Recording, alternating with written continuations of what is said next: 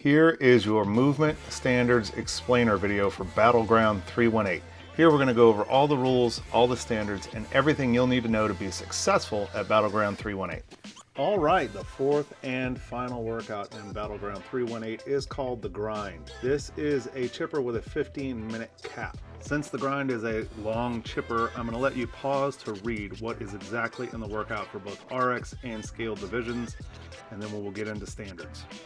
Okay, the standards for the Russian kettlebell swings. What you see here is a clip of Kyle doing Russian kettlebell swings with what we refer to as T-Rex arms. These kettlebell swings are not going to meet the standards for Battleground 318. The arms have to be fully extended, as you'll see in the following clip. If you do your kettlebell swings like this, it will be a no rep. As you can see here, Michael is doing proper kettlebell swings by keeping his arms fully extended, letting the kettlebell fly up to above 90 degrees, right around the eyeballs, and then back down. That is a good rep. Okay, let's talk about the medicine ball sit-ups while you are doing these. As you can see in this video, both partners must interlock their ankles throughout the movement. The rep is going to begin and end with the medicine ball on the ground between the partner's feet. And then the medicine ball has to touch the ground above your head while the working partner is doing sit-ups in order for it to count. And last but not least, the medicine ball must touch the ankles of the athletes at the start and finish of each rep, just because it would be hard for you to get it to the floor with your ankles interlocked. Not a lot to mess up here, but we want to be clear on what the instructions are. These are the medicine ball sit-ups. Okay, because this workout has a lot of moving parts, we're going to group some of the RX and scaled movements into the same standards chunks. Here we're talking about pull-ups and ring rows. Pull-ups, not a whole lot you can mess up here aside from not getting your chin over the bar. You can see Mackenzie and Michael are both clearly getting their chins over the bar. You can do kipping, you can do butterfly, you can do strict if you really want to, and that's pretty much it for the pull-ups. There is a standard for the ring rows though, and that's what we're going to touch on next. Okay, for the ring rows, the athlete's feet are going to be in front of a line that we will have taped on the floor before the workout begins. Your feet must start past that line and stay past that line during the movement. The hands must touch the chest at the top of the ring row. The arms must be fully extended at the bottom of the movement.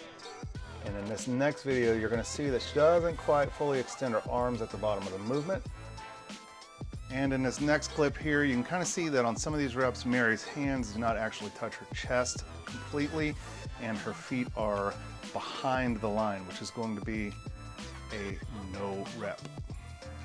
Next, we're going to take a look at wall balls. As you can see in this first clip here, Mackenzie is clearly getting her hips below the parallel line of her knee. She's getting good squat depth out of it and getting the ball back up to the target. We've all done a bunch of these, but let's go over some standards just to make sure we're all on the same page. At the start of each rep, the ball must be in the front rack support position. When you squat, as we said earlier, squat until the hip crease is below the knees. You can squat clean the first one. It's not required though, so long as the ball starts on the ground. The rep is going to be given to you when the center of the ball hits the target clearly above the specified height for both males and females. If the ball hits low or doesn't hit the target, obviously the rep won't count.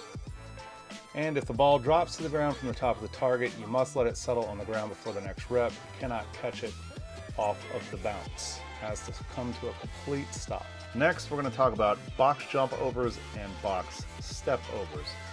You can see Michael is doing really good box jump overs right here, nearly textbook, and Misty is doing nearly textbook step overs. So let's talk about some of the things we don't want to see that will cause you to get no repped. Okay, we're going to start with box jumps. Here you can see Michael doing textbook box jumps. He's starting with both feet on the floor. Both feet hit the top of the box. He pivots and steps off to the other side. This is what we are looking for. Alternatively, you could jump clear over the box, but your feet cannot go around the box. It would have to go over the top of the box. Those are the only two acceptable options in this competition. All right, here we have Misty doing really good step overs on the box. Notice both feet are coming in contact with the top of the box as she steps over, and both feet hit the floor on the other side. You cannot leave one foot propped up on the box. You also cannot push off with your hands with your legs to step over the box. You don't have to necessarily come to full extension on top of the box, just get over it. I promise we're almost done, but now we're going to talk about hanging knee raises and toe to bar standards. These are going to be some tips to help keep you from getting no reps during the competition. Okay, in the toes to bar, the athlete may start by jumping into a toes to bar or dead hanging on the rig and starting a toes to bar from that position. It's really important that when your feet are on the downswing of the toes to bar, it breaks the parallel plane of the rig, and equally important that both toes or feet touch a portion of the bar at the top of the rep in order for the rep to be counted. And with the hanging knee raises, we want to make sure that the knees are above the hips at the top of the rep and that the heels are behind the rig at the bottom of the rep, the same way a toes to bar rep would look. The burpees.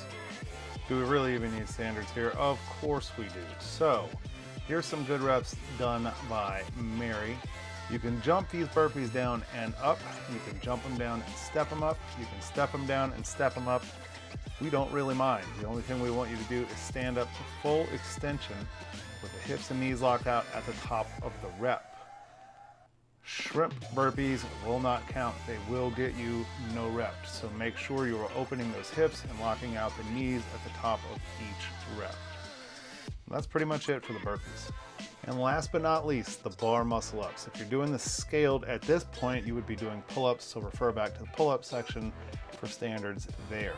The bar muscle ups, the athletes have to begin hanging below the bar with the arms fully extended, the feet off the ground, though you can jump into your first muscle up as long as the arms are extended. You can do kipping muscle ups, but pullovers, rolls to support, and glide kips are not allowed. In other words, no portion of the foot can rise above the lowest part of the bar during the kip.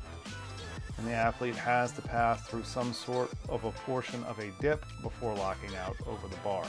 And that's pretty much it for the bar muscle ups.